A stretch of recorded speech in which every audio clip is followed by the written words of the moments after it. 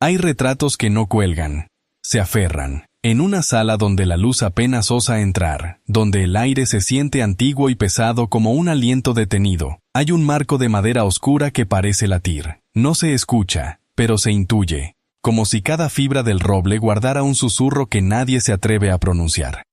Allí, entre el polvo y el olor agrio de las flores marchitas, permanece la imagen de Clara Ortega.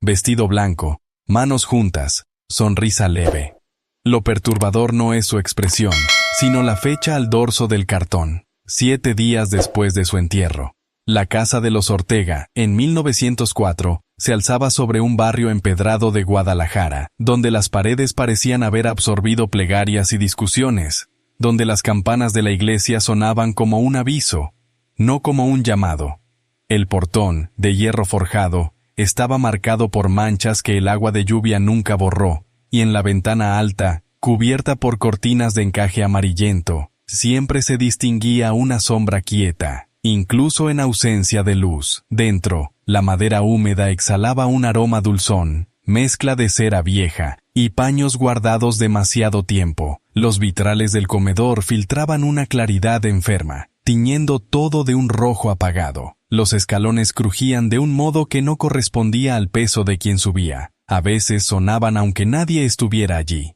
Era en el cuarto más al fondo, con paredes cubiertas de papel tapiz despegado y un ropero con espejo opaco, donde se guardaba el retrato. No colgaba, no estaba apoyado, simplemente estaba, y nunca se movía de allí, aunque la familia asegurara no haberlo tocado en años. Los vecinos murmuraban en voz baja cuando hablaban de Clara. Decían que el día del funeral no fue como otros. El cielo estaba claro, pero el aire helaba los dedos. La procesión avanzaba lenta, como si cada paso costara más de lo que podía pagarse. Algunos juraban haber visto, en el momento de cerrar el ataúd,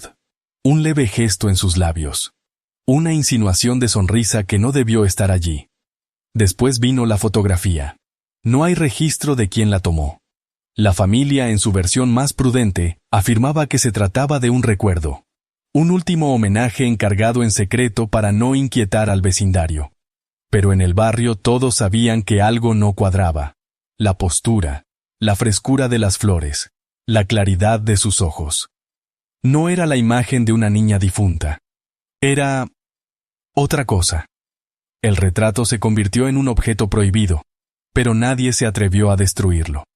Hubo quienes afirmaban que, de noche, la niña aparecía en la plaza, sentada en la misma banca de hierro, con ese mismo gesto. Los que, por curiosidad o valentía, se acercaron para preguntarle por qué sonreía, cambiaron para siempre. Algunos dejaron de hablar, otros, simplemente, se fueron.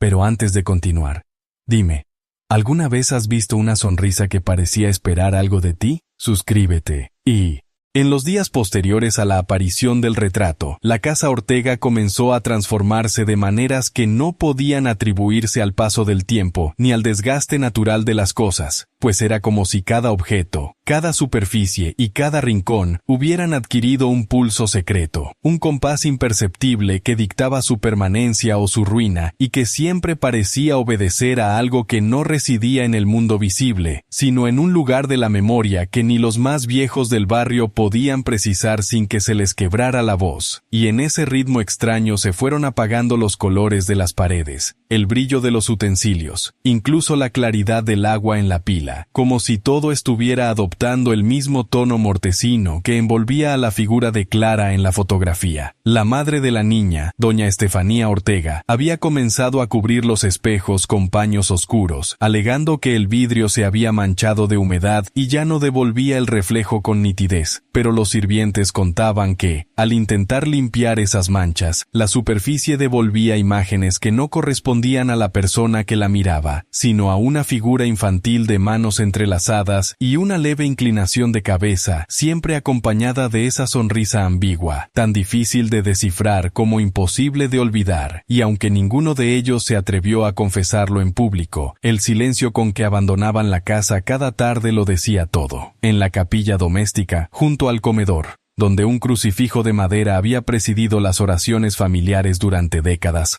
comenzaron a encontrarse pequeñas marcas, incisiones tan finas como arañazos, dibujando círculos y cruces invertidas en el banco de oración, señales que nadie reconocía como propias, pero que se multiplicaban cada noche como si una mano invisible trabajara en la penumbra. Y fue entonces cuando un sacerdote joven, recién llegado de Michoacán, aceptó bendecir el lugar, mas su bendición fue interrumpida a mitad de la lectura por un crujido seco que provenía del retrato, un sonido semejante al que hace un marco cuando se quiebra por la presión del tiempo, aunque al examinarlo estaba intacto, salvo porque en esa ocasión la sonrisa de la niña parecía más amplia, más nítida, y sus labios mostraban un leve brillo como si estuvieran humedecidos. Nadie habló de ello. Pero esa misma noche la señora Ortega ordenó cerrar con llave el cuarto donde estaba el retrato, una llave que guardó bajo su almohada, y que sin embargo, amanecía en distintos lugares de la casa, como si alguien,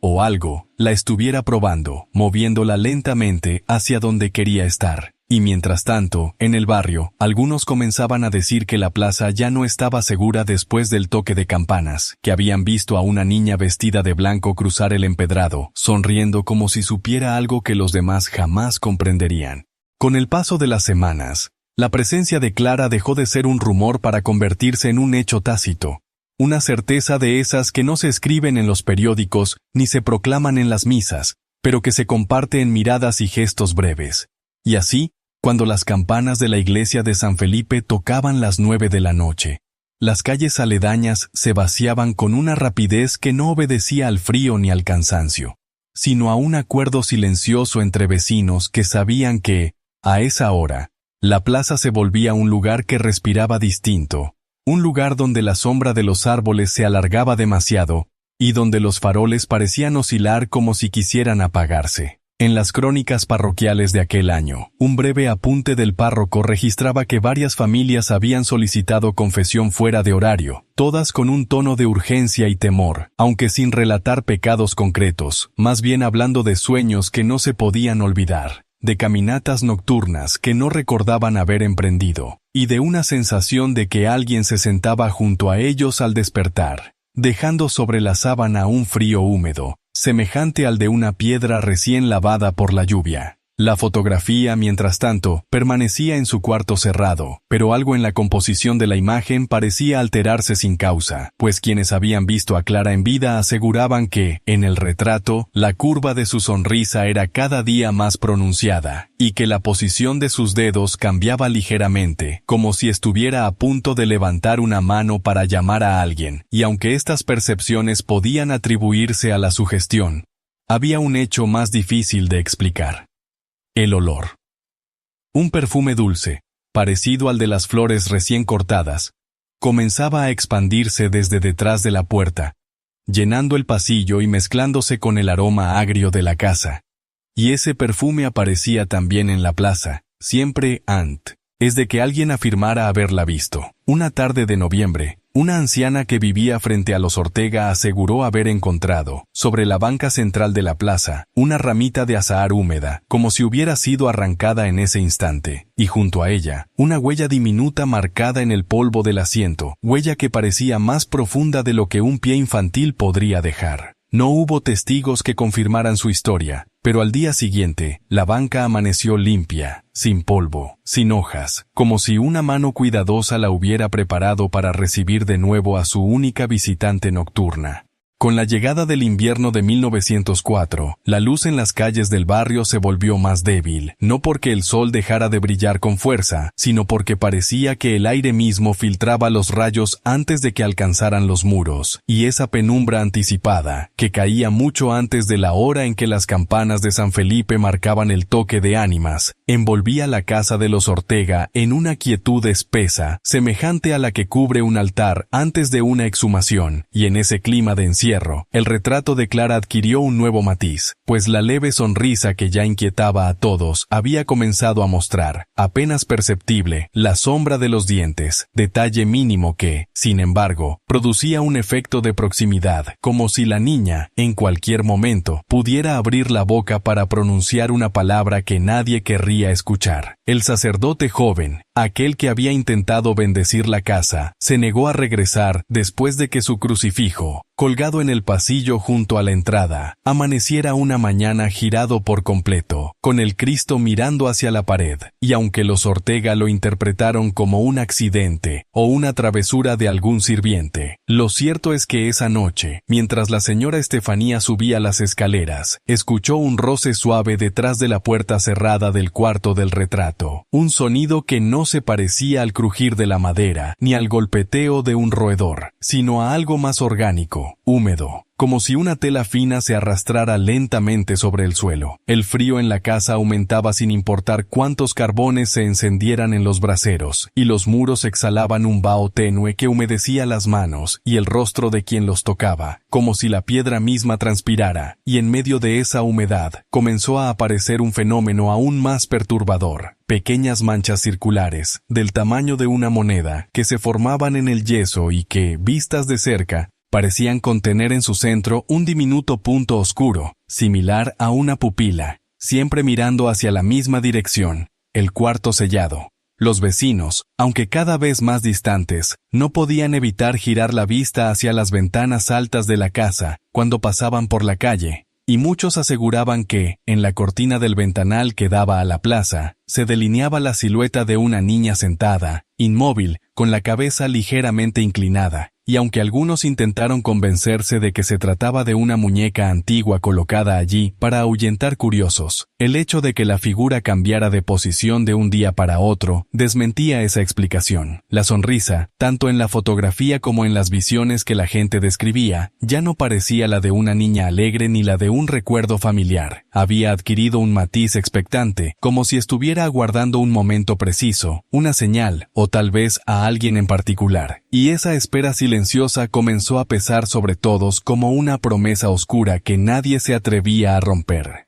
Las crónicas orales del barrio empezaron a llenarse de pequeños incidentes que, aislados, podían parecer triviales, pero que unidos dibujaban un patrón inquietante que siempre conducía a la misma figura vestida de blanco, con su leve sonrisa y su andar pausado. Y así se hablaba de candiles que se apagaban en cuanto un niño cruzaba frente a la plaza, de animales que rehusaban acercarse al kiosco central, y de un eco suave, apenas audible, que repetía pasos detrás de cualquiera que osara caminar solo después del toque de ánimas, un eco que nunca coincidía con el propio ritmo del caminante, sino que iba más lento, como si quisiera alcanzarlo sin apresurarse demasiado. Dentro de la casa Ortega, el retrato se volvió un núcleo invisible que condicionaba la vida entera, pues incluso sin abrir la puerta del cuarto, todos sentían la presión de su presencia, una fuerza casi física que dificultaba respirar al pasar cerca, y en más de una ocasión, las velas del pasillo se apagaron de golpe, no por corriente de aire, pues todas las ventanas estaban cerradas, sino como si algo hubiera aspirado la llama hasta extinguirla, dejando tras de sí ese olor acre, que solo deja la cera quemada en el instante exacto de su muerte. La señora Estefanía, debilitada por un mal que los médicos llamaron melancolía nerviosa, pasó a depender de infusiones y rezos nocturnos, y fue en esas vigilias cuando empezó a escuchar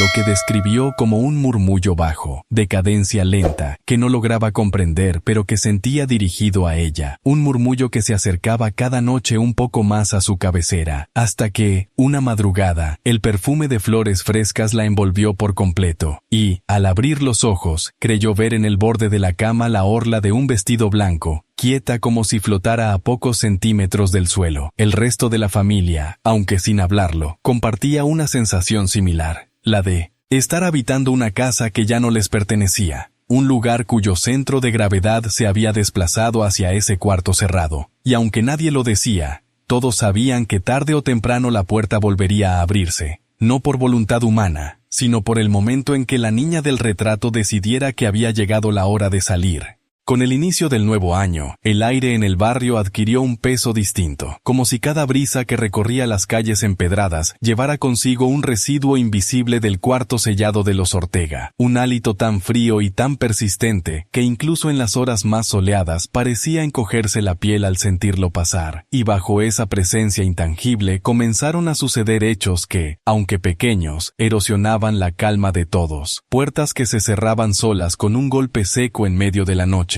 hilos de agua que descendían por las paredes interiores como si lloviera dentro, figuras fugaces que se reflejaban en los charcos de las aceras sin que hubiera nadie de pie sobre ellos, y, en las noches más silenciosas, un sonido semejante al roce de dedos sobre vidrio, insistente y lento, como quien prueba la resistencia de una barrera que no debería ceder. En esos días, los vecinos más cercanos evitaron cruzar por la acera frente a la casa, y aquellos que no tenían más remedio que hacerlo, carteros, repartidores, algún niño que llevaba un recado, apresuraban el paso sin levantar la vista, porque sabían que en el ventanal alto, detrás de las cortinas amarillentas, la sombra de una figura pequeña aparecía intermitente, a veces pegada al cristal, a veces más lejos, pero siempre con la cabeza ligeramente inclinada, como si observase con una paciencia inquebrantable. Y hubo quien aseguró que, en uno de esos avistamientos, los labios de la figura se movieron en un gesto breve, tan breve como para dudar si realmente había ocurrido, aunque bastó para que el testigo cambiara de ruta para siempre.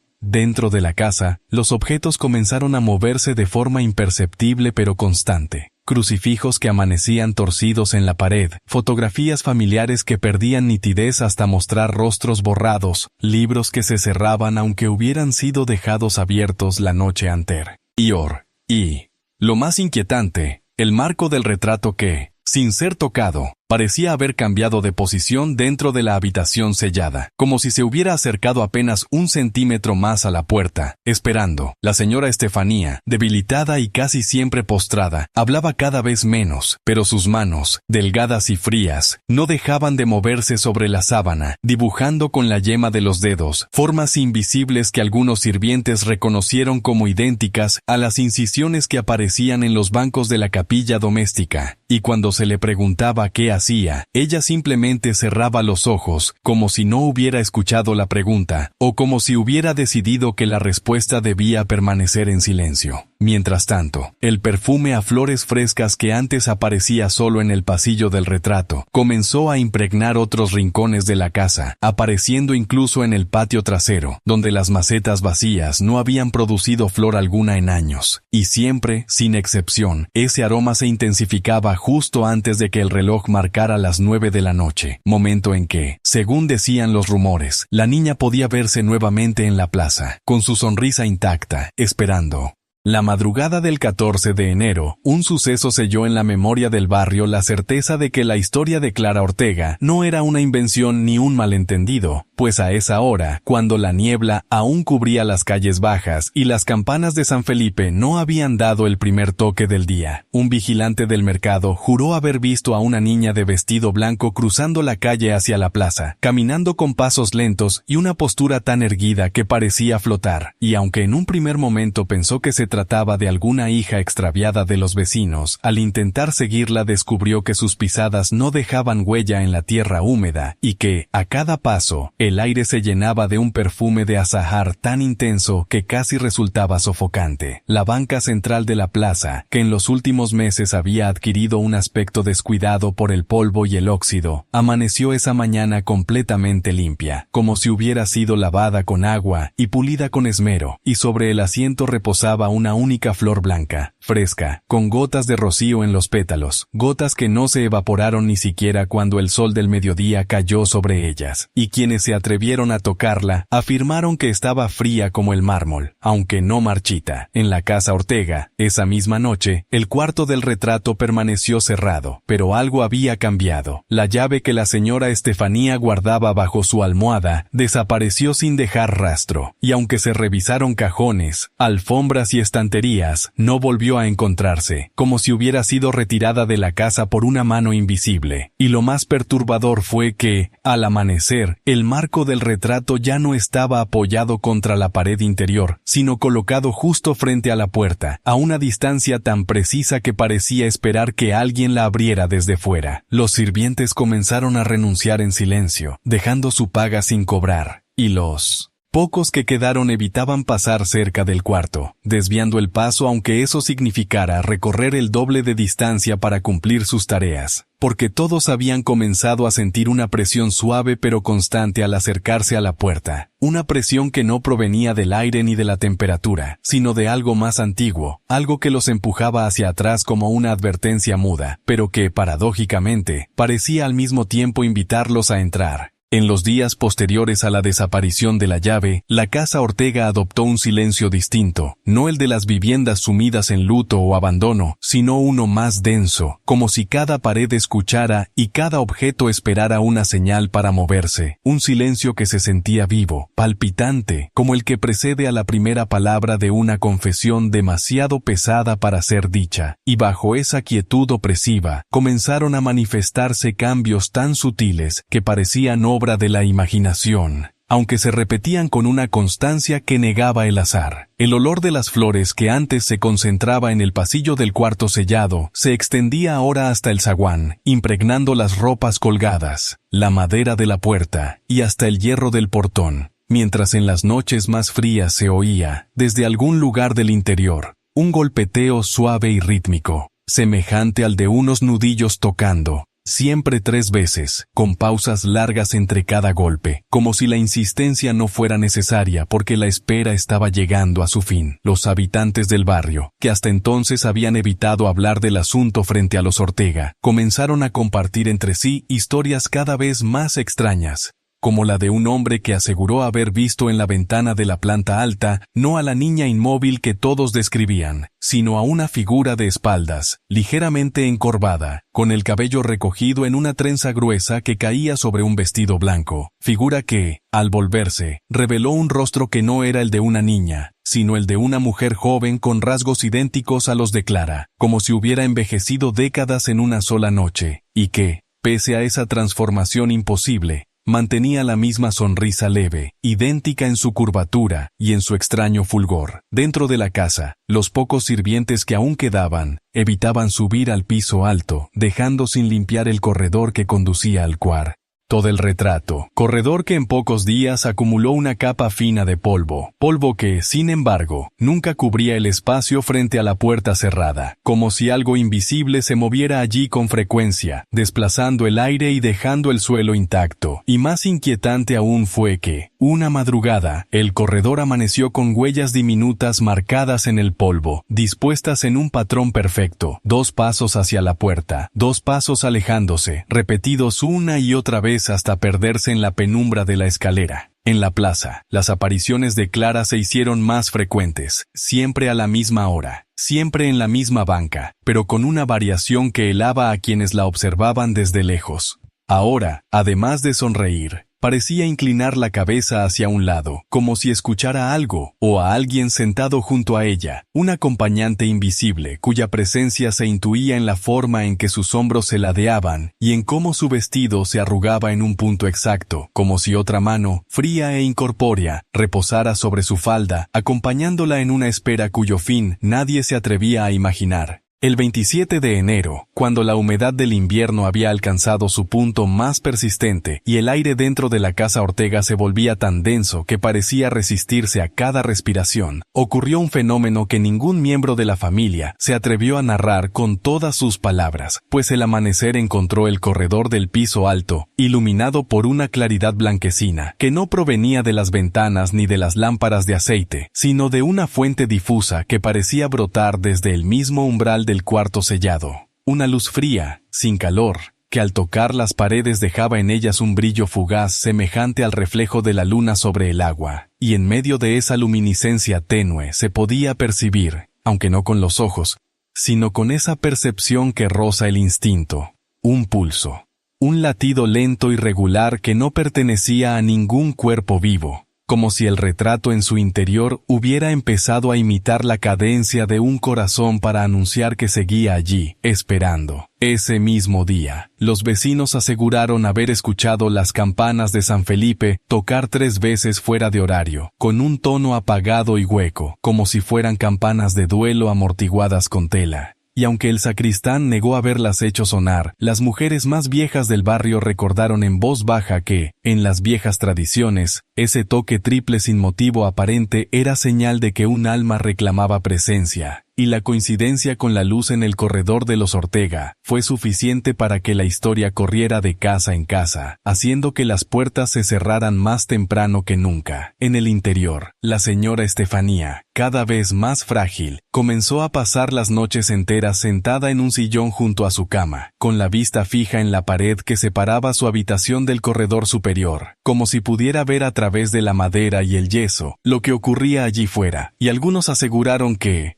en las madrugadas más silenciosas, la escuchaban murmurar palabras sueltas, nombres que no reconocían, como si recitara una lista incompleta, y siempre, al final, una frase que nadie quiso repetir con exactitud, pero que, según ellos, era una invitación. El perfume de flores, que hasta entonces había sido dulce y fresco, adquirió un matiz más intenso, más pesado, semejante al olor que desprenden las coronas recién traídas de un funeral, y comenzó a manifestarse incluso en las habitaciones cerradas, apareciendo como un soplo breve antes de que se escuchara el ya familiar golpeteo de 3 veces sobre la puerta del cuarto sellado, un llamado que nunca era respondido, pero que cada noche parecía sonar con mayor certeza. En la plaza, Clara seguía apareciendo, pero algunos testigos afirmaron que, en las últimas noches, la niña no se limitaba a sonreír. Ahora, giraba la cabeza lentamente hacia uno de los callejones oscuros que desembocaban en la iglesia, como si respondiera a una señal invisible, y su leve inclinación de cabeza, repetida cada noche, comenzó a ser interpretada por los más supersticiosos como una invitación a seguirla, aunque ninguno de los que lo intentaron volvió a contar lo que vio más allá de la penumbra. Febrero comenzó con una sucesión de noches en que la temperatura descendía de forma inexplicable, no solo en la casa de los Ortega, sino en toda la manzana que la rodeaba, como si una corriente invisible descendiera desde el techo del cuarto sellado para expandirse por las calles, colándose por rendijas y ventanas, apagando las lámparas de aceite antes de que su combustible se agotara y dejando sobre los cristales una escarcha leve que ningún invierno de Guadalajara había producido antes, y en medio de ese frío ajeno a la estación, el silencio habitual fue reemplazado por un murmullo constante, un susurro de fondo que no parecía provenir de una sola voz, sino de varias, como si muchas personas hablaran a la vez desde una distancia imposible, y aunque las palabras eran ininteligibles, su cadencia recordaba a un rezo lento, cargado de una devoción sin alegría. El cuarto del retrato, cuya puerta permanecía cerrada desde hacía semanas, comenzó a mostrar señales de que algo en su interior se había desplazado, pues cada mañana, sin importar cuán cuidadosos fueran los sirvientes al limpiar el corredor, aparecían en el polvo nuevas marcas. Trazos curvos, figuras entrelazadas, símbolos que nadie reconocía pero que guardaban una extraña simetría, y siempre, en el centro, la impresión más leve de lo que parecía ser una huella infantil, pequeña y perfecta.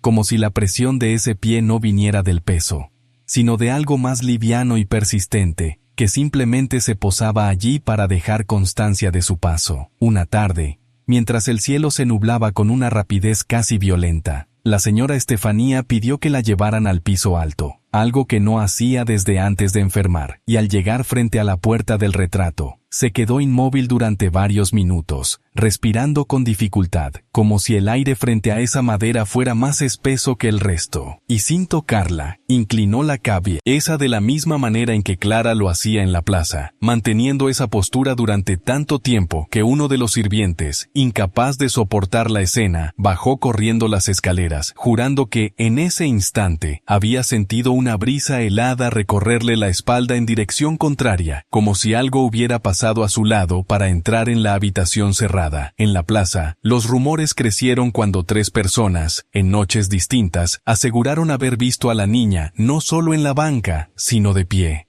caminando lentamente hacia el callejón junto a la iglesia, y aunque la siguieron con la vista, ninguno pudo precisar el momento en que desapareció, pues su figura parecía irse disolviendo con cada paso, dejando en el aire ese perfume de flores frescas que, a diferencia de otros aromas, no se desvanecía con el viento. sino que se aferraba a la piel y a la ropa durante horas, como si quisiera acompañar al testigo de regreso a su casa. Los Ortega, cada vez más aislados, dejaron de asistir a misa y de recibir visitas, y la casa, con sus cortinas cerradas y su portón siempre asegurado, comenzó a parecer una tumba habitada, un recinto donde el tiempo ya no avanzaba al mismo ritmo que en el resto del barrio, y donde la sonrisa de una niña muerta seguía aguardando el momento de ser vista una vez más. La segunda semana de febrero trajo consigo un amanecer en que la neblina se aferró a las calles de manera tan persistente que incluso al mediodía, cuando el sol debía imponerse sobre cualquier rastro de humedad, la claridad permanecía velada, como si una mano invisible hubiese cubierto el cielo con un lienzo translúcido. Y en ese ambiente de luz filtrada y sombras sin borde, la casa de los Ortega adquirió un aspecto aún más ajeno, pues su fachada, que de por sí parecía haberse distanciado del resto del barrio, se mostraba ahora como una extensión de la misma neblina, desdibujada y fría, con el portón cubierto de un rocío espeso que no se evaporaba, y en la parte alta, tras las cortinas amarillentas, la silueta habitual se distinguía con mayor nitidez, pero con un detalle nuevo que heló a quienes se atrevieron a mirarla. La cabeza ya no estaba inclinada, sino erguida, y el rostro, aunque difuso, parecía mirar directamente hacia abajo, siguiendo con precisión los movimientos de cualquiera que cruzara por la acera. Dentro de la casa, el silencio se había transformado en algo más complejo, un silencio que no era ausencia de sonido, sino una capa que cubría y distorsionaba lo que sí ocurría, de manera que pasos, murmullos o golpes lejanos llegaban a los oídos como si atravesaran una masa de agua, y en esa atmósfera amortiguada, el cuarto del retrato comenzó a manifestar una pulsación más evidente.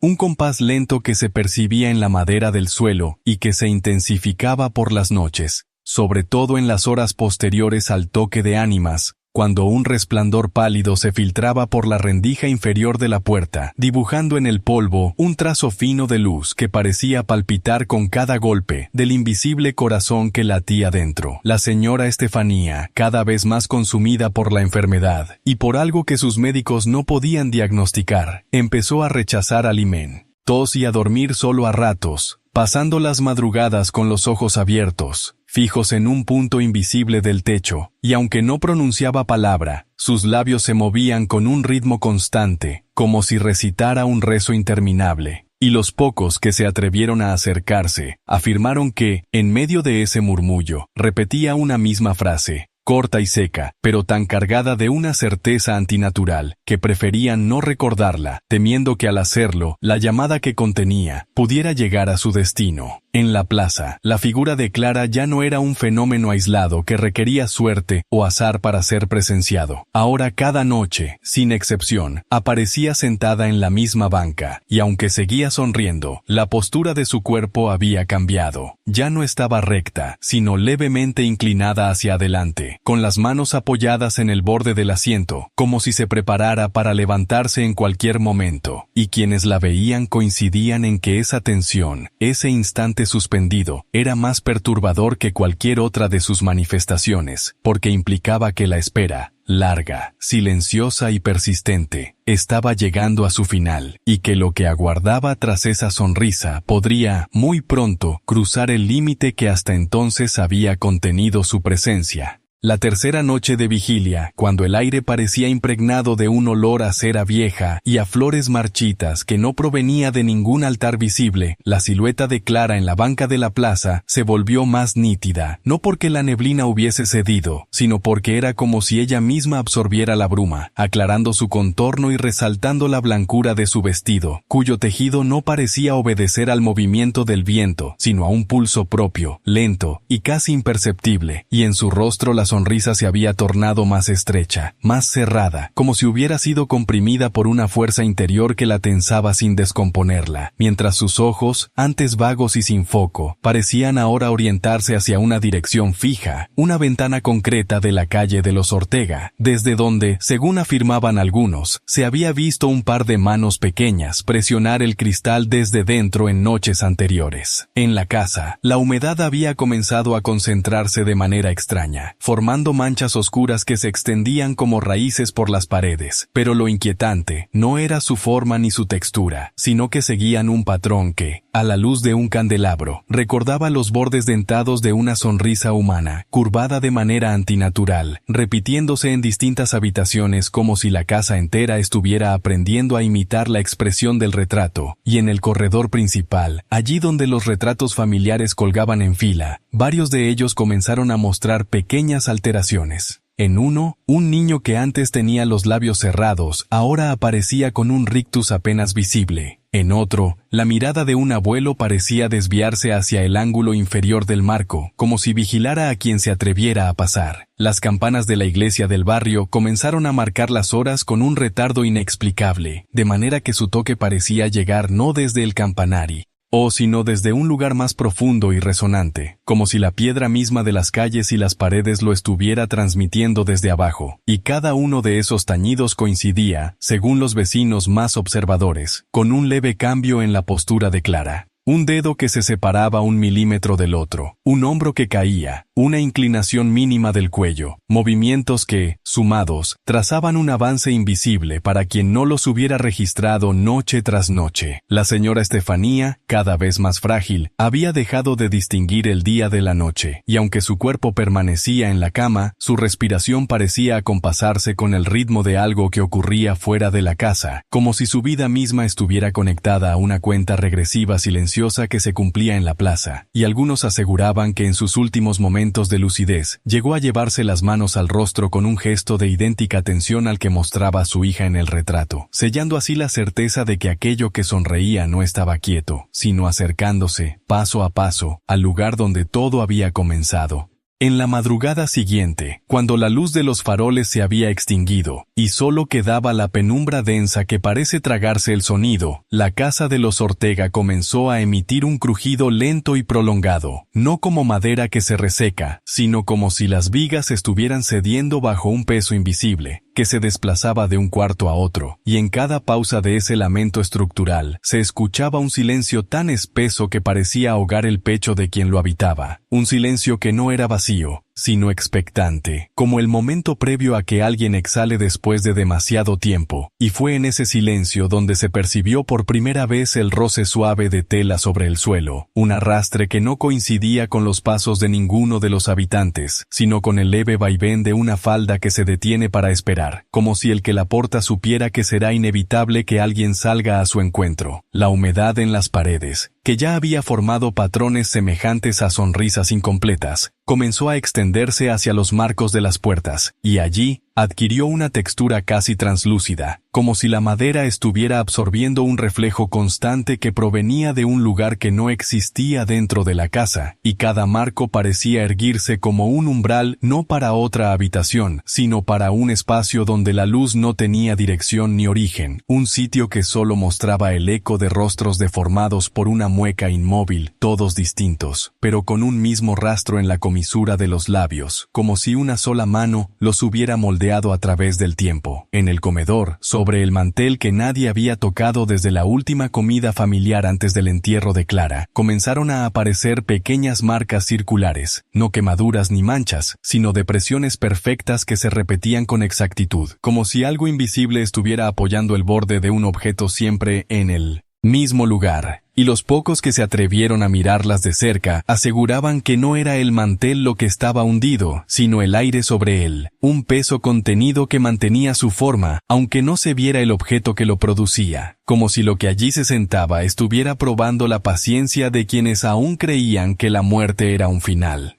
La señora Estefanía, en un estado febril intermitente, comenzó a murmurar palabras que no correspondían a ningún rezo conocido, frases sin coherencia aparente que, sin embargo, repetían con obsesión un sonido similar al que se produce cuando los dientes se entrechocan al intentar sonreír demasiado tiempo, un sonido seco, como un chasquido que acompaña al abrir y cerrar de una boca que no busca hablar, y esas repeticiones fueron marcando un compás interno que terminó coincidiendo con un hecho inquietante. El retrato de Clara, colocado en la sala desde la noche del velorio, amaneció con un cambio apenas perceptible, un ligero movimiento en la inclinación de la cabeza, y un centímetro más de curva en la sonrisa, como si cada noche la imagen estuviera respondiendo a algo que nadie quería ver pero que ya caminaba dentro de los muros de la casa. La noche en que el aire adquirió un peso distinto, casi líquido, como si las paredes hubieran comenzado a sudar una humedad invisible que se adhería a la piel y a los pensamientos, un suceso rompió la rutina espectral que se había asentado en la casa de los Ortega.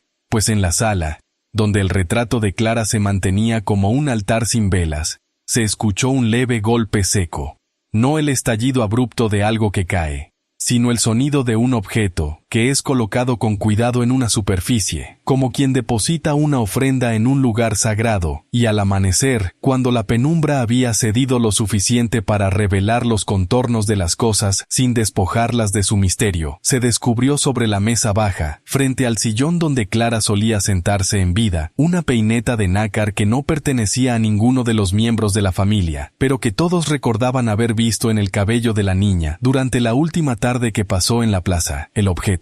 frío al tacto como si hubiera sido guardado en agua durante horas, estaba cubierto por un tenue rastro de polvo que no correspondía a la casa, un polvo más fino y pálido, semejante al que se desprende de los huesos viejos cuando son perturbados, y aunque Estefanía intentó guardarlo en un cajón cerrado con llave, a la mañana siguiente apareció nuevamente sobre la mesa, esta vez acompañado de un hilo fino de cabellos claros que no podían pertenecer a nadie más, pues en toda la familia solo Clara tenía esa tonalidad casi translúcida que se iluminaba bajo el sol y que ahora, en su ausencia, parecía absorber la luz en lugar de reflejarla. El hallazgo no provocó el temor inmediato que cabría esperar, sino un silencio resignado, como si todos comprendieran que la niña, de algún modo, estaba reclamando un espacio en la vida diaria, no con violencia, sino con una insistencia tan delicada que se volvía más inquietante que cualquier estrépito, porque cada nuevo amanecer traía consigo una mínima alteración en el lugar del objeto, un leve desplazamiento que sugería que la peineta había sido usada durante la noche y luego devuelta, no por una mano humana, sino por una presencia que conocía exactamente cómo habían quedado dispuestos los muebles antes de que la casa se sumiera en sombras. Fue entonces cuando el retrato comenzó a mostrar un cambio más evidente. La sonrisa de Clara, antes leve y contenida, se abrió apenas, lo suficiente para dejar entrever que los labios estaban tensando las mejillas de una forma distinta, como si quisiera pronunciar algo que solo los objetos podían escuchar. Y en la penumbra, mientras el reloj del pasillo marcaba con insistencia las horas que nadie quería contar, la peineta permanecía en su sitio, testigo mudo de una voluntad que no había dejado de peinarse ni de presentarse ante el mundo, incluso después de haber cruzado el umbral del cementerio. La primera vez que la peineta se movió frente a ellos, no hubo gritos ni carreras hacia la puerta, sino una quietud tan absoluta que el aire pareció coagularse, como si la respiración de la casa se hubiera detenido para no interrumpir el gesto minúsculo que se desarrollaba sobre la mesa, porque al amanecer, mientras la luz gris entraba por la ventana como un velo cansado, Estefanía vio que el objeto, que había permanecido inmóvil toda la noche, empezó a deslizarse con lentitud hacia el borde, girando sobre sí mismo con un movimiento tan paciente y medido que no podía atribuirse al azar, y cuando estuvo a punto de caer, se detuvo, como si una mano invisible hubiera decidido que aún no era el momento de romper el equilibrio, para luego regresar suavemente a su posición inicial, trazando sobre la madera un surco apenas perceptible que olía a polvo viejo y a flor marchita. Nadie habló del suceso en voz alta, pero durante el resto del día los Ortega evitaron la sala, prefiriendo transitar por los pasillos estrechos como penitentes que esquivan una reliquia que ya no bendice, sino que vigila. Y esa noche, cuando el silencio era tan denso que se podía escuchar el leve crujir de la madera bajo el peso de las horas, la peineta volvió a moverse, esta vez recorriendo un trayecto más amplio, girando en círculos perfectos como si imitara una danza olvidada, mientras la sonrisa de Clara en el retrato parecía inclinarse apenas hacia ese punto, proyectando una atención invisible que se hacía sentir como una presión en el pecho de cualquiera que la mirara demasiado tiempo. Con cada noche, el movimiento se volvía más preciso, más decidido, y a veces, antes de que amaneciera, el objeto desaparecía por completo, obligando a la familia a buscarlo por toda la casa solo para hallarlo, horas después, colocado cuidadosamente en lugares que tenían un vínculo con la vida de Clara, sobre la almohada de su antigua cama, en la repisa junto a los vasos de cristal que solo se usaban en las visitas de Pascua, o en el alféizar de la ventana, desde donde ella solía mirar la calle, con una paciencia que parecía no agotarse nunca, como si esperara el regreso de algo, o alguien que jamás llegó mientras estaba viva. Lo más perturbador, sin embargo, no era el desplazamiento en sí, sino la manera en que el resto de los objetos de la casa parecían reaccionar a su presencia, porque los crucifijos se inclinaban levemente hacia la mesa cuando la peineta estaba allí. Las velas apagadas exudaban cera fresca en su proximidad, y, en las madrugadas más frías, un halo de vaho aparecía suspendido sobre ella, como si respirara. Fue entonces cuando Estefanía comenzó a tener la certeza de que Clara no solo estaba presente, sino que estaba reconstruyendo, pieza por pieza, un ritual cuyo propósito aún no se revelaba, y que cada movimiento de la peineta era una sílaba de un lenguaje sagrado que la casa, y quizás toda la calle, estaba empezando a aprender en silencio. En el calendario viejo que colgaba junto a la alacena, una hoja amarillenta seguía marcada con un círculo irregular hecho a lápiz, y aunque nadie en la casa parecía recordar quién lo había dibujado, ni cuándo, la fecha correspondía al mismo día en que Clara fue enterrada bajo el cielo de agosto, un mediodía calcinante en que la tierra exhalaba un vapor denso que se mezclaba con el incienso de la misa, y el aire vibraba como si la luz estuviera hecha de vidrio líquido, y fue justo esa tarde cuando, según los ancianos del barrio, el reloj de la torre de la iglesia se detuvo durante exactamente 13 minutos, dejando suspendido el repique de las campanas en un eco sin dueño que todavía, a veces, parece repetirse en la madrugada, como si estuviera reclamando un final que no llegó a completarse, y ahora, cada vez que la peineta se movía sobre la mesa, o aparecía en otro rincón, el día señalado en el calendario parecía volverse más presente, más nítido,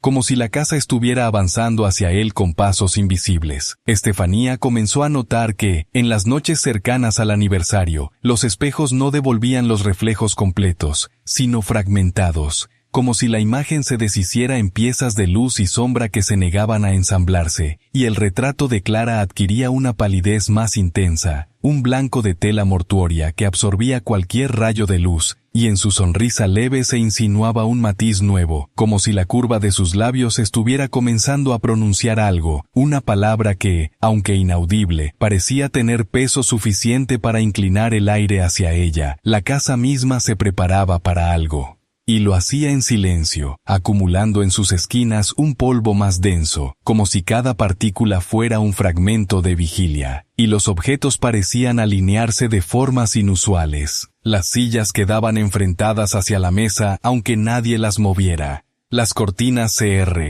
cogían dejando entrar una luz de tono ceniciento que no correspondía con la hora del día, y el olor a cera quemada impregnaba incluso las habitaciones donde nunca se encendían velas, como si el espacio estuviera siendo consagrado para una misa sin sacerdote. Algunos vecinos, al pasar frente a la casa, empezaron a santiguarse sin darse cuenta, como si una costumbre enterrada en la memoria despertara en sus manos, y los más viejos aseguraban que desde la ventana del cuarto de Clara se podía ver, por un instante, la figura de una niña vestida de blanco que no se movía, pero cuya sonrisa era tan intensa que parecía a punto de romper el cristal, y quienes la miraban demasiado tiempo decían sentir una presión en el corazón, como si éste intentara detenerse para escuchar algo más antiguo que el propio latido. Todo parecía indicar que el día marcado en el calendario no era un simple recuerdo, sino un punto de retorno, una fecha que no pertenecía al pasado ni al futuro, sino a un ciclo que Clara estaba tejiendo con hilos invisibles, y que cuando llegara, haría que las horas de la casa dejaran de obedecer al mundo exterior para girar únicamente alrededor de su sonrisa inmóvil.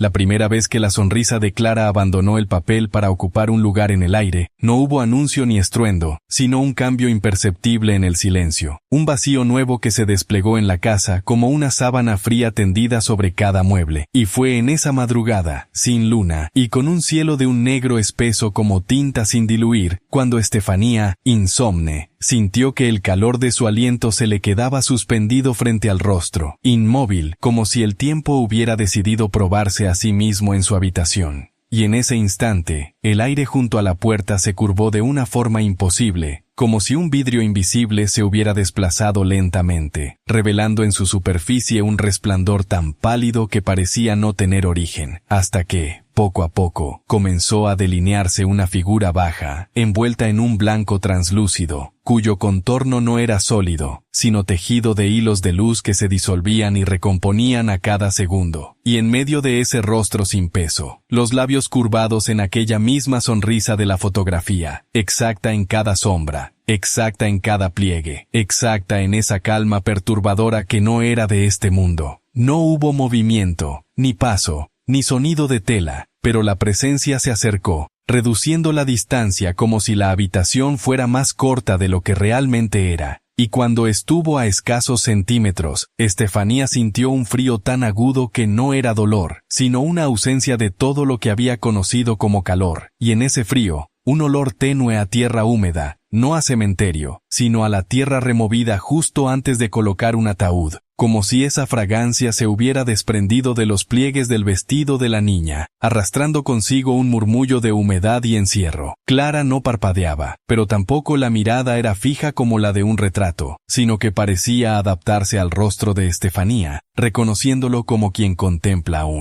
a página conocida, y esa expresión cargada de familiaridad, más que tranquilizar, parecía imponer un lazo invisible, un juramento que no había sido pronunciado por nadie en la habitación, y que, sin embargo, ya estaba sellado, y mientras el corazón de Estefanía se debatía entre acelerar o detenerse, una brisa, tan suave como el roce de una pluma, cruzó la estancia desde el lugar donde Clara se manifestaba hasta la mesilla, moviendo apenas el fleco de una manta, y en ese desplazamiento, la figura comenzó a desvanecerse, no hacia atrás ni hacia los lados, sino como si se derramara lentamente hacia el suelo, hasta que solo quedó de ella un brillo de humedad sobre las tablas, semejante a la huella de un pie pequeño, pero que no correspondía a carne ni a agua, sino a algo más profundo, como si la propia sombra hubiera intentado condensarse allí. Estefanía no gritó, porque comprendió que ese no era el final del suceso, sino apenas el primer paso fuera del retrato, y que desde entonces, cada habitación de la casa quedaría expuesta a la posibilidad de verla entrar, con la misma sonrisa que había burlado a la muerte.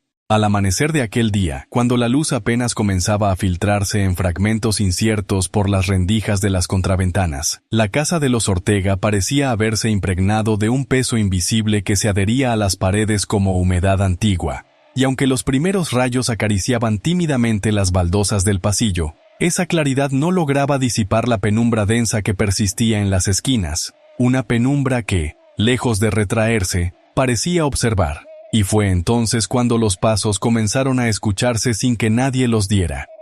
Pasos pequeños, acompasados, con el ritmo exacto que se hubiera esperado de Clara recorriendo los corredores en busca de un juguete o de su madre, pero con la diferencia de que ahora no había cuerpo, no había peso que doblara las maderas, y aún así, el crujido se repetía, como si el eco de su vida hubiera decidido seguir transitando los mismos caminos que sus pies conocieron, solo que ahora sin necesidad de materia, y con una obstinación que no descansaba ni ante la presencia de otros. Durante esas primeras horas, los Ortega intentaron atribuir el fenómeno al golpeteo del viento contra alguna ventana mal asegurada, o al ruido de las vigas dilatándose por el cambio de temperatura. Pero el engaño se quebró en cuanto la madre, al cruzar el salón, sintió un roce ligero contra su falda, un roce que no provenía de ningún objeto ni de corriente alguna, sino de algo que se desplazaba justo a la altura de donde la cabeza de Clara hubiera llegado al abrazarla, y fue esa certeza, muda pero penetrante, la que le hizo entender que el retrato ya no era el único sitio donde su hija persistía, que aquella sonrisa ahora vagaba por los pasillos como un huésped más, uno que no necesitaba permiso para entrar ni para aparecer en medio del día,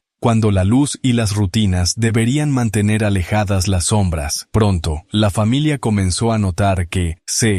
ciertos objetos cambiaban de lugar sin que nadie los hubiera tocado. Un listón blanco que había permanecido dentro de un cajón apareció cuidadosamente anudado en la pata de una silla. Un pequeño vaso de porcelana, recuerdo del bautizo, amaneció en el alféizar de la ventana, como si alguien hubiera querido que recibiera el sol de la mañana. Y sobre todo, el álbum de fotografías que guardaban con recelo en un armario cerrado, apareció abierto en la mesa, exactamente en la página donde Clara, aún viva, sostenía un ramo de flores, con la misma sonrisa que ahora se sentía recorrer la casa, y aunque no había manos visibles que lo manipularan, las páginas siguientes estaban dobladas hacia adelante, como si una fuerza invisible hubiese querido impedir que se viera lo que venía después. Ese mismo día, mientras el reloj marcaba la hora de la siesta y el silencio se posaba como un manto sobre cada cuarto, una sombra, breve pero nítida, cruzó el umbral del comedor. Y lo más inquietante fue que el sol estaba cayendo directo sobre ese suelo, y aún así, la silueta se dibujó perfectamente, con la forma de una niña de vestido largo, cuyos pies no proyectaban sombra alguna propia, sino que parecían estar hechos de la misma penumbra que intentaban atravesar.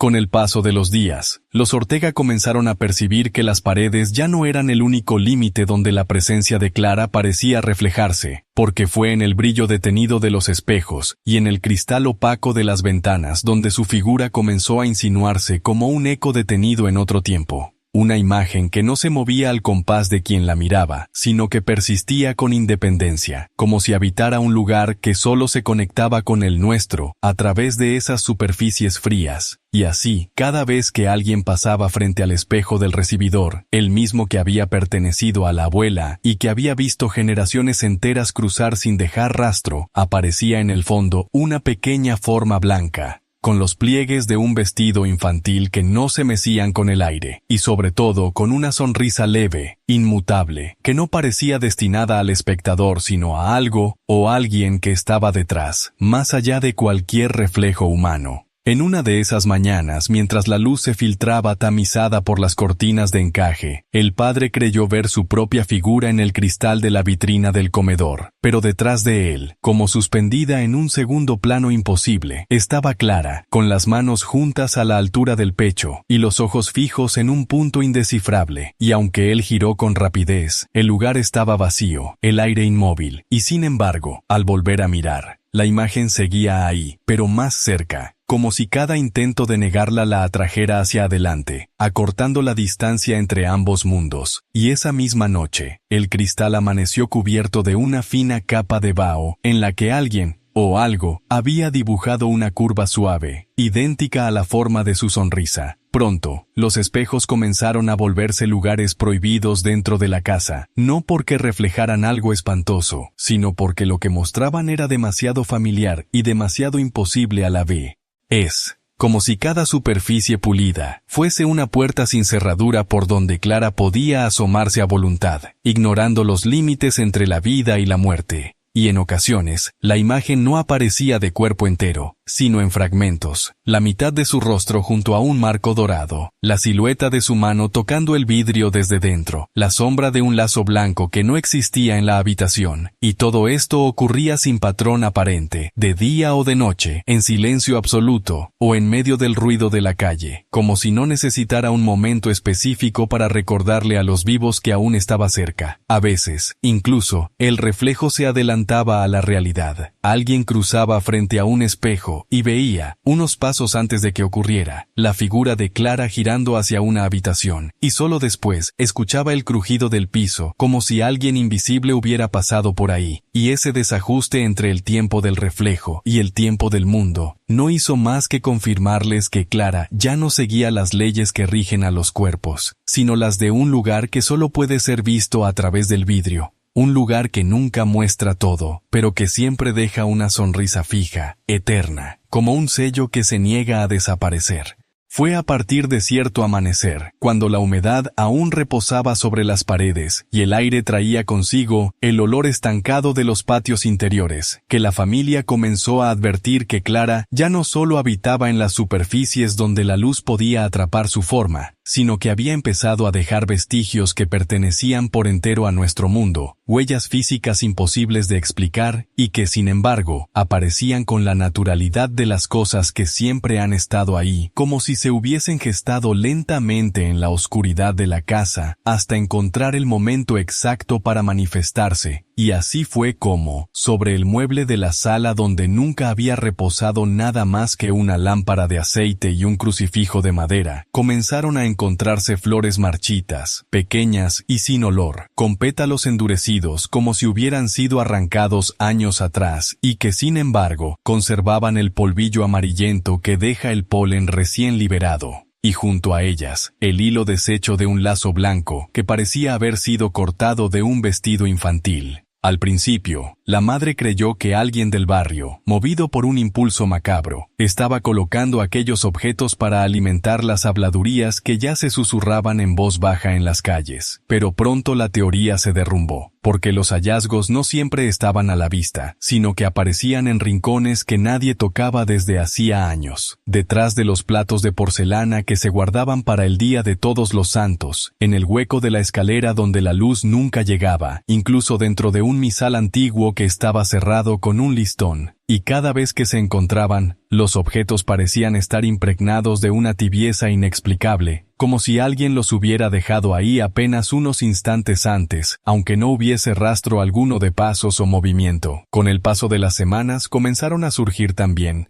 marcas en la madera, delgadas y profundas, que seguían un patrón inquietante, pequeñas medias lunas, como las que dejarían unas uñas infantiles presionando con paciencia y fuerza, y que aparecían en los respaldos de las sillas, en el marco de las puertas, o en la banca de la entrada, siempre en el mismo número, siempre dispuestas en líneas rectas o curvas cerradas, como si formaran un lenguaje secreto que solo Clara entendía. Un idioma tallado en silencio y repetido noche tras noche, hasta que la casa misma lo aprendiera. Algunos de esos rastros eran acompañados por un olor sutil pero persistente, mezcla de cera derretida y tierra húmeda, que parecía desplazarse por las habitaciones, siguiendo un orden que nadie podía anticipar. Un aroma que despertaba recuerdos vagos en los más ancianos, quienes aseguraban haberlo percibido antes, en velorios demasiado antiguos para que alguien de la familia lo recordara. Y cada vez que aquel olor se instalaba, las flores marchitas aparecían al día siguiente, como si fueran una ofrenda o un recordatorio, como si Clara estuviera marcando su territorio con la misma constancia con la que un vivo respira, obligando a todos a entender que su sonrisa no era un eco perdido, sino una promesa activa, un compromiso de permanecer hasta que cada rincón de la casa llevara su firma invisible.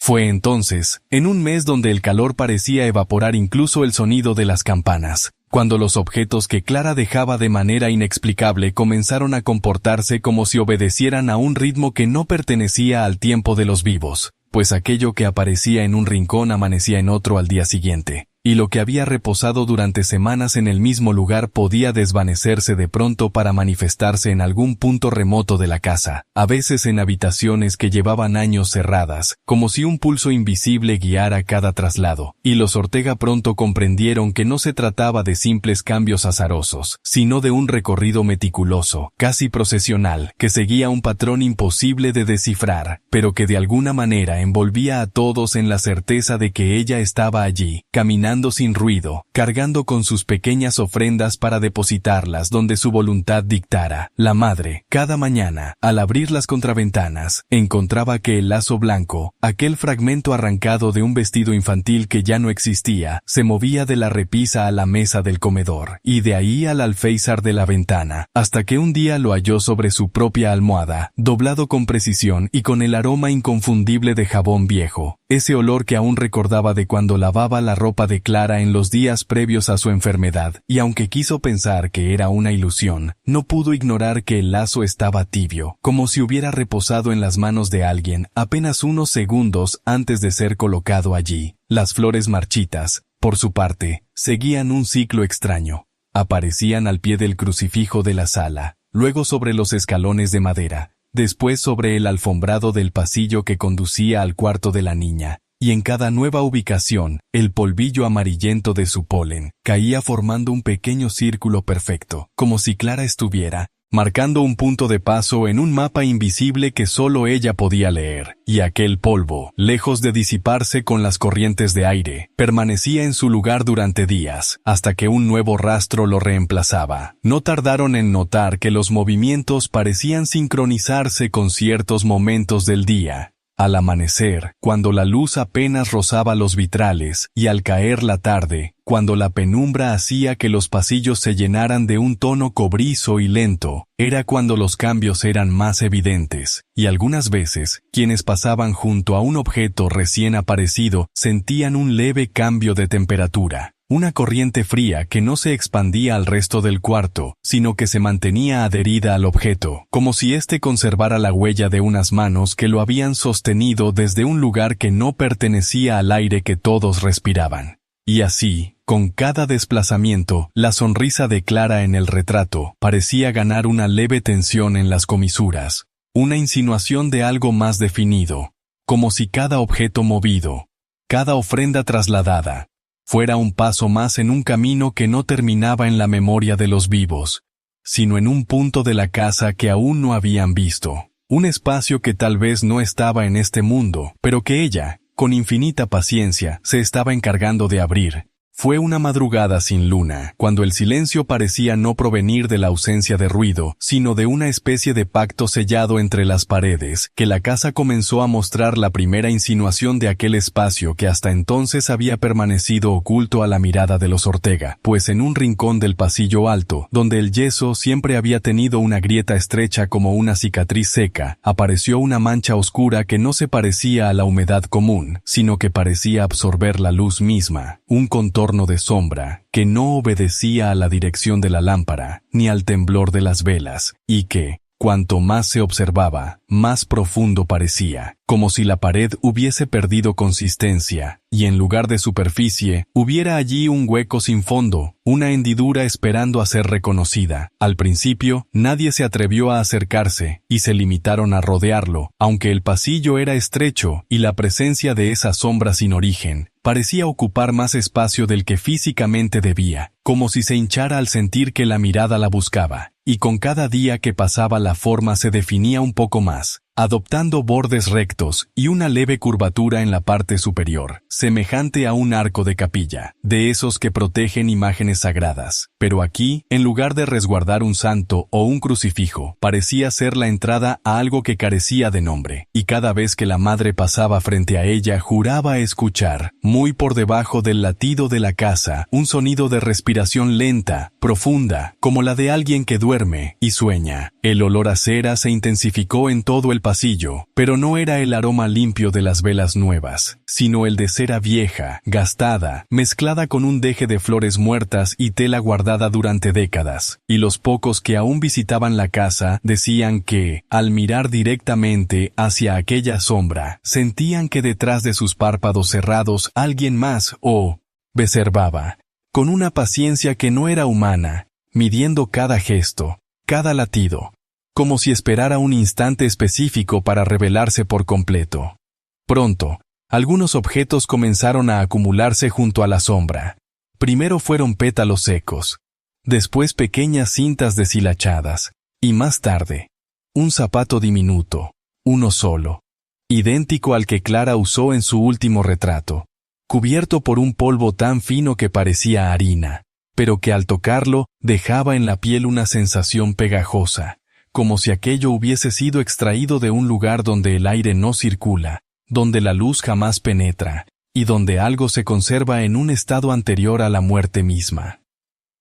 Los Ortega comprendieron que no era un accidente, que Clara estaba reuniendo todo allí, en ese hueco oscuro que se estaba gestando en la carne misma de la casa, como si preparara una entrada, un umbral, un pasaje que no debía abrirse, y que sin embargo, avanzaba con la certeza de lo inevitable, ensanchando cada noche su forma, hasta que, muy pronto, alguien podría pasar al otro lado. Esa primera noche en que el hueco se abrió lo suficiente como para que no pareciera una sombra sino una puerta velada por un velo de tinieblas, la casa entera pareció sostener la respiración, pues no hubo crujido en las vigas ni goteo de cañerías ni murmullo del viento en las tejas, solo un silencio que se extendía como una tela húmeda pegada al rostro. y en ese espesor sin sonido, algo empezó a filtrarse, algo que no caminaba ni reptaba ni flotaba, sino que se insinuaba como un cambio de densidad en el aire, una oscuridad más densa que la propia noche, que se adentraba lentamente en el pasillo como si viniera de un lugar donde el tiempo no corre, arrastrando consigo un frío que no era físico sino espiritual, un frío que recordaba al instante en que uno ve un ataúd abrirse en la penumbra de una cripta. Los objetos junto al hueco se movieron apenas, como si una corriente invisible los acariciara, y entonces el zapato infantil rodó un poco hacia adelante, quedando a unos centímetros de esa boca oscura, y en ese instante, el velo de sombras que cubría la abertura pareció temblar, ceder, deshacerse en jirones que no caían al suelo, sino que se desvanecían en el aire como humo negro, dejando ver más allá un espacio imposible, donde no había paredes, ni suelo, ni techo, sino una profundidad grisácea, uniforme, interrumpida solamente por un leve resplandor al fondo, una luz débil como la de un cirio apagándose, pero que al mirarla producía una opresión en el pecho, como si estuviera demasiado cerca para lo lejos que parecía. De ese lugar, sin que se escuchara el menor paso, surgió un olor dulzón y rancio, el mismo que emanaban las flores marchitas sobre la tumba de Clara, y en medio de esa corriente invisible, la temperatura cayó de tal manera, que el aliento de quien estaba cerca se volvió visible, dibujando pequeñas nubes que se deshacían rápido, y entonces, en el centro de esa apertura,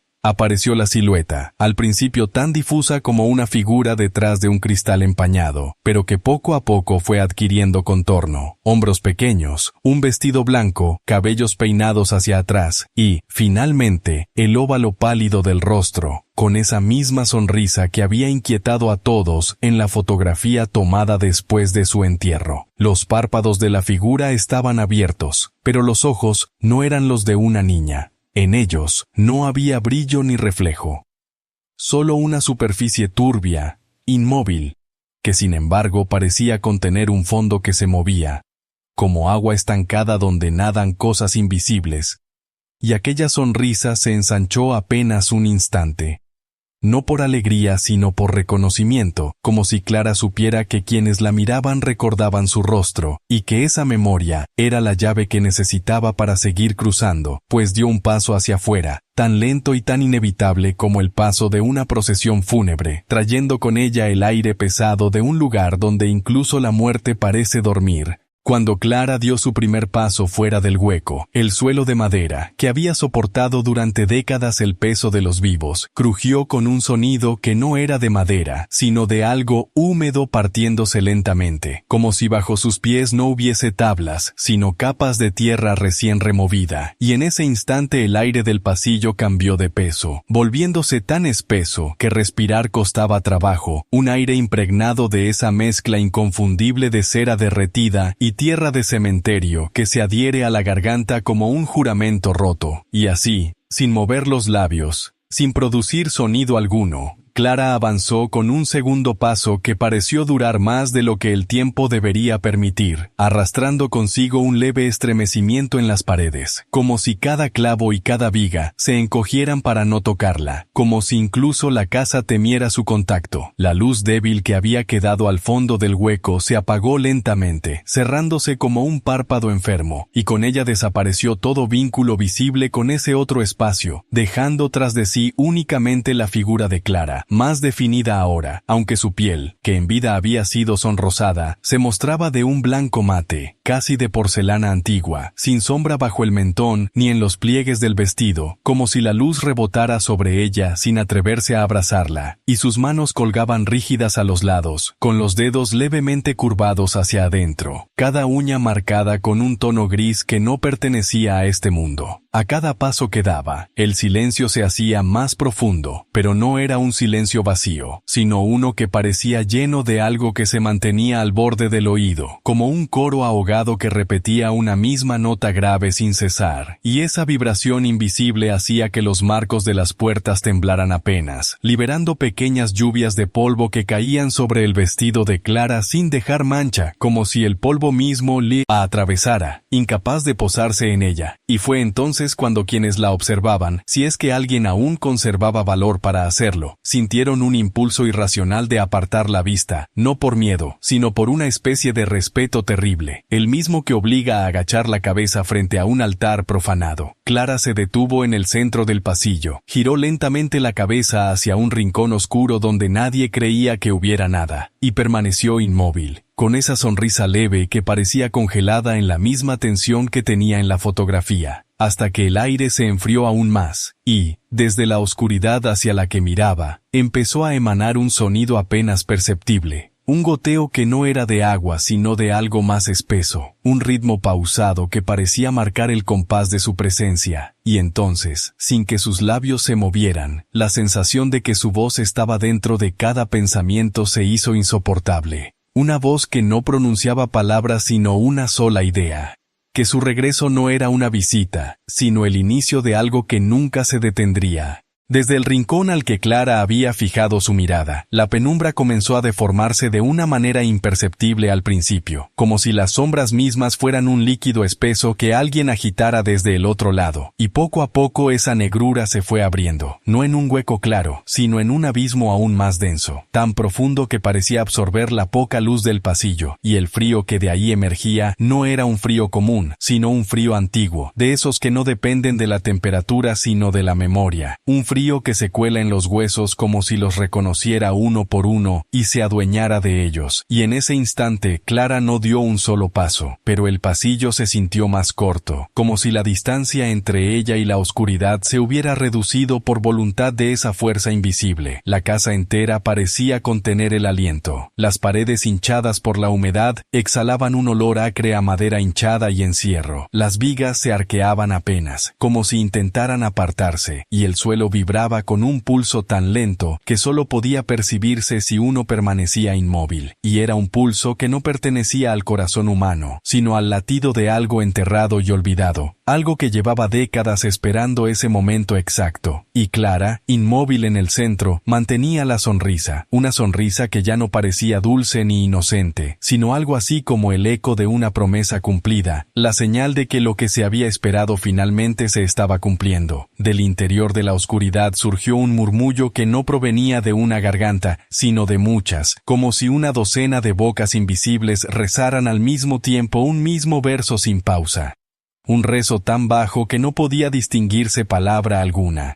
Y sin embargo cada sílaba vibraba en las costillas, en el estómago, en el espacio entre los dientes. Y a medida que el murmullo se hacía más denso, Clara comenzó a inclinar la cabeza lentamente, como si escuchara atentamente algo que los demás no podían comprender. Y esa leve inclinación bastó para que las sombras del rincón dieran un paso hacia adelante, aunque no tenían forma ni contorno. Solo una densidad que pesaba sobre la vista como un velo húmedo. La luz del pasillo retrocedió 1 metro, como si fuera incapaz de tocar aquello, y donde la penumbra se adentró, las paredes comenzaron a cubrirse de manchas irregulares, oscuras, como huellas de manos apoyadas desde dentro, manos que parecían presionar contra la madera, en un intento desesperado de salir, y esas huellas no permanecían quietas, sino que se deslizaban lentamente hacia donde estaba Clara, y cada vez que una de esas formas invisibles tocaba el aire, este se volvía más denso, como si uno respirara por última vez bajo el agua, y entonces, en ese instante en el que todo parecía detenerse, Clara dejó de mirar el rincón para volver su sonrisa hacia la nada delante de ella. Un gesto que, más que un aviso, parecía una invitación para que aquello terminara de entrar.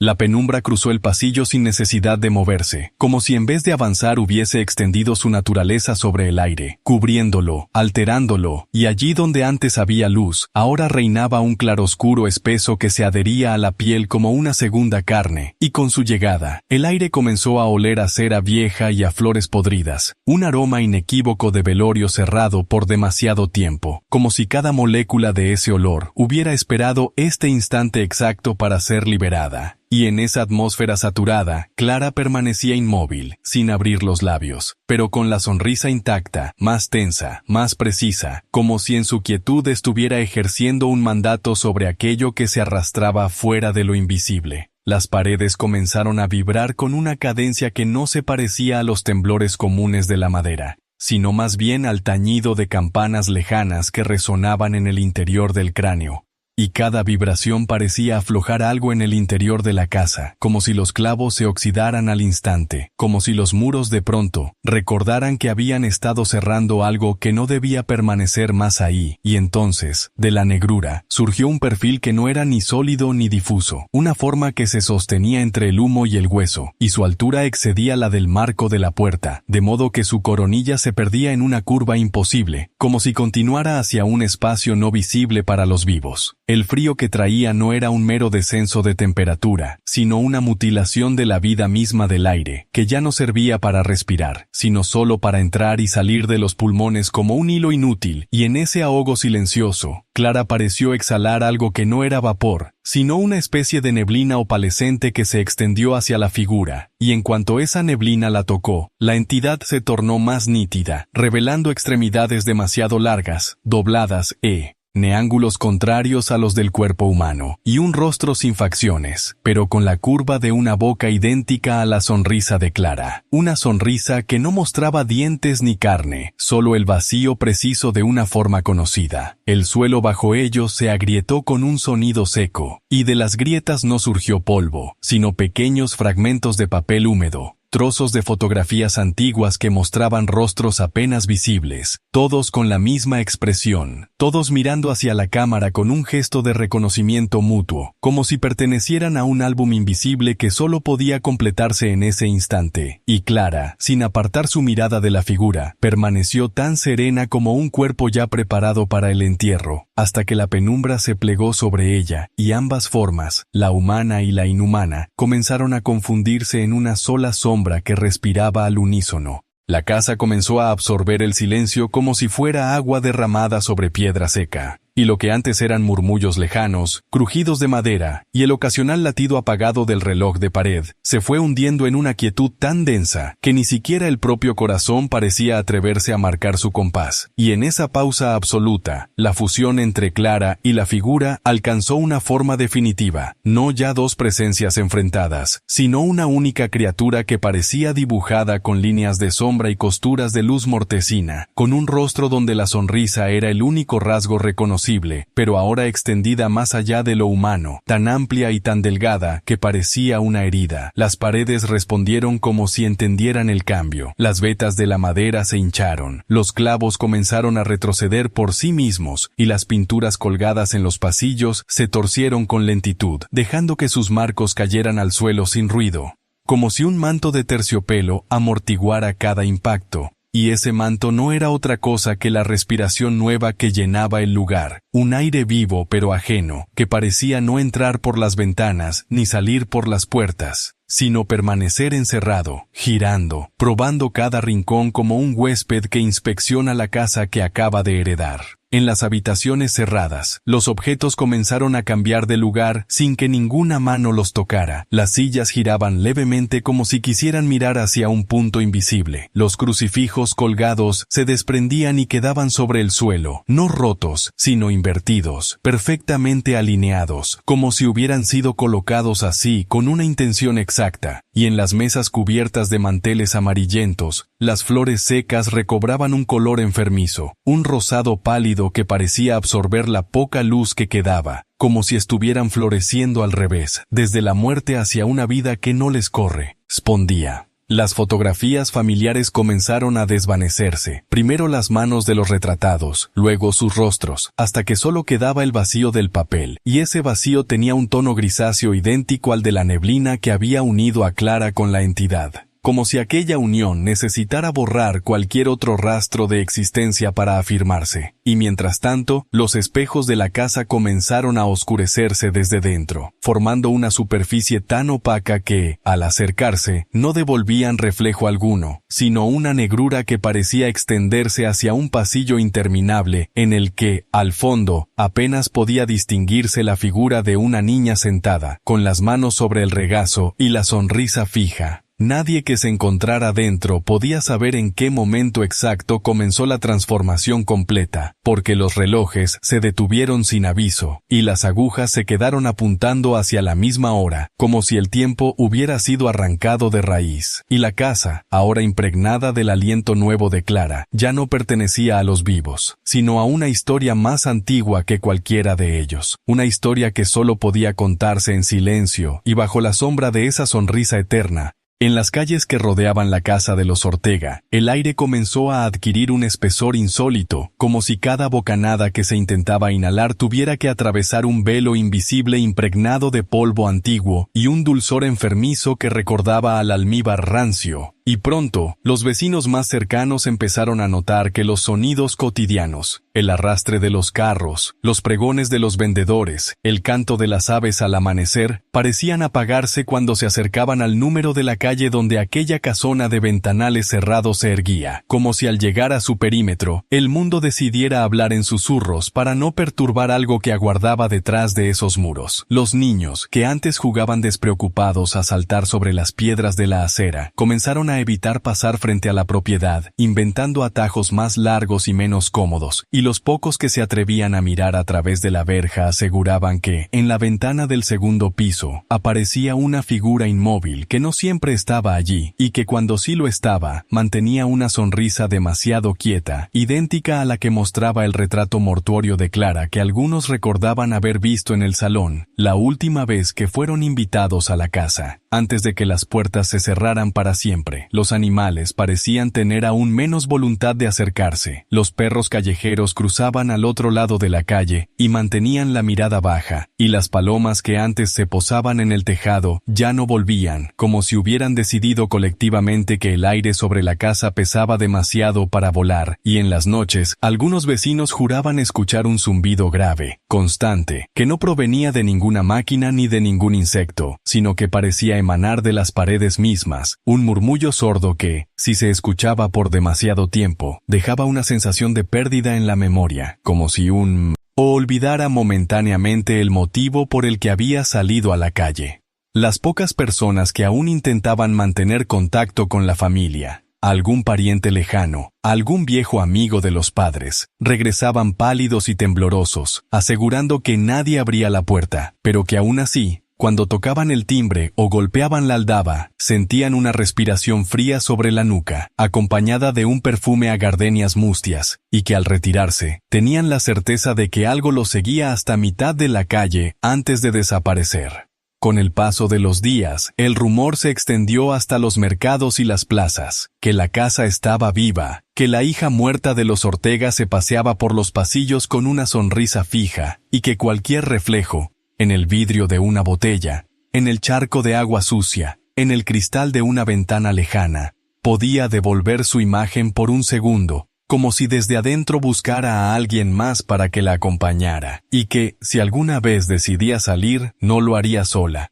La noche en que alguien decidió finalmente entrar en la casa de los Ortega, el cielo se hallaba cubierto por un manto de nubes tan espeso que ni la luna ni las estrellas lograban atravesarlo, y la oscuridad era tan compacta que parecía absorber el brillo de los faroles callejeros, dejando que la calle se hundiera en un estado de penumbra casi líquida. Y fue en ese ambiente donde un hombre, cuyo nombre se perdió en el murmullo de los relatos posteriores, avanzó hasta la verja, empujándola con un chirrido que no parecía metálico, sino animal, como si aquel hierro oxidado llevara dentro un gemido contenido desde hacía décadas, y tras cruzar el umbral, sintió de inmediato que el aire cambiaba de temperatura, enfriándose de una forma que no respondía a ninguna corriente natural, sino a la presencia de algo que no deseaba ser descubierto, y que, sin embargo, aguardaba pacientemente su llegada. Cada paso sobre el sendero de piedras estaba acompañado por un crujido sordo, no del suelo, sino de las paredes invisibles, que parecían acercarse a medida que se aproximaba a la puerta, y cuando golpeó la madera, ésta cedió lentamente sin necesidad de llave. revelando un interior donde la penumbra no era simple ausencia de luz, sino una sustancia espesa que se adhería a la piel y al aliento, impregnada de un perfume dulzón que recordaba a flores marchitas encerradas demasiado tiempo, y en el pasillo principal, el reloj de pie que hacía años se había detenido, volvió a dar una campanada solitaria, grave y hueca, como si marcara la entrada de un invitado esperado. Al avanzar, el intruso notó que las paredes estaban cubiertas de retratos que no recordaba haber visto nunca, rostros desconocidos que lo observaban con una mezcla de compasión y advertencia, y algunos de esos rostros parecían moverse apenas, como si quisieran pronunciar palabras que no alcanzaban a nacer, y cuando giró hacia el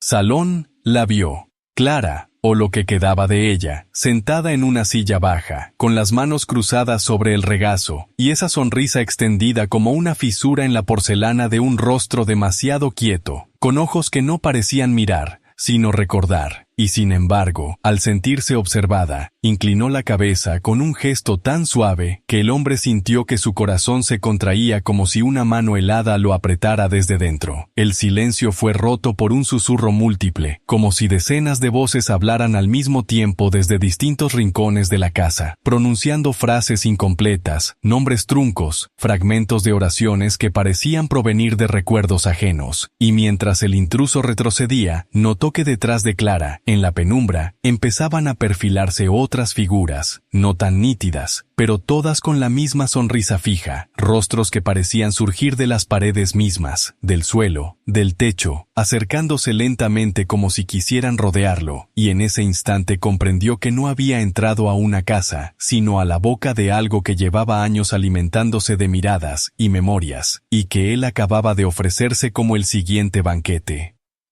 Dicen que nadie vio salir al hombre que entró aquella noche en la casa de los Ortega, que la verja permaneció cerrada y que, sin embargo, al amanecer, sobre el empedrado frente a la puerta principal, apareció un zapato de cuero ennegrecido por la humedad, con la hebilla rota y aún tibio como si hubiera sido dejado allí segundos antes, y que en la ventana del segundo piso, donde durante años algunos juraban ver a Clara, había ahora dos figuras sentadas una junto a la otra, ambas con las manos sobre el regazo, ambas con esa sonrisa que parecía trazada con un cuchillo invisible, y que quienes se atrevieron a mirar más de un instante afirmaron que una de esas sonrisas era nueva. Un gesto torcido que aún parecía aprender a quedarse quieto, como si se estuviera secando en un rostro recién convertido en retrato. Con el paso de las horas, la noticia se esparció como pólvora en los mercados y las plazas, y aunque nadie se atrevía a acercarse demasiado, todos podían sentir que el aire en las calles cercanas había cambiado, que el perfume dulzón de gardenias marchitas era ahora más intenso, más denso, casi como si cada ráfaga de viento viniera cargada con un susurro. Y más de uno juró que al pasar por allí, había escuchado su propio nombre pronunciado con una voz que no pertenecía a este mundo. Un timbre suave pero inapelable que se colaba entre los pensamientos y se quedaba, como una semilla imposible de arrancar. En las noches siguientes, algunos vecinos comenzaron a notar que la sonrisa de Clara en la ventana se movía levemente, apenas un parpadeo de músculos, lo suficiente para que pareciera distinta a la del día anterior, y que la segunda figura, la que nadie conocía, empezaba a mirarlos con más insistencia, como si estuviera eligiendo a alguien más, evaluando quién podría ser el próximo en cruzar la verja, y en más de una ocasión, alguien aseguró que, al girar en una esquí, había visto fugazmente esa sonrisa repetida en un reflejo de escaparate, en el vidrio de un coche, en el agua sucia de un charco, antes de que desapareciera dejándolo con una sensación de que algo acababa de entrar con ellos en casa. La familia Ortega nunca volvió a abrir sus puertas, y las generaciones que siguieron en el barrio aprendieron a pasar por la acera contraria, enseñando a los niños que, si alguna vez sentían el impulso de mirar a las ventanas, debían resistirlo, porque esa sonrisa no solo devolvía la mirada, sino que podía invitarlos a quedarse, y que quienes aceptaban, aunque fuera sin querer, no regresaban con los suyos, sino que pasaban a formar parte de una colección invisible que, desde las sombras, aguardaba pacientemente a crecer. Y así, la historia quedó como un murmullo que nunca se apagó del todo, que en Guadalajara hubo una hija que siguió sonriendo después de morir, y que su sonrisa, lejos de desvanecerse con los años, seguía viva, multiplicándose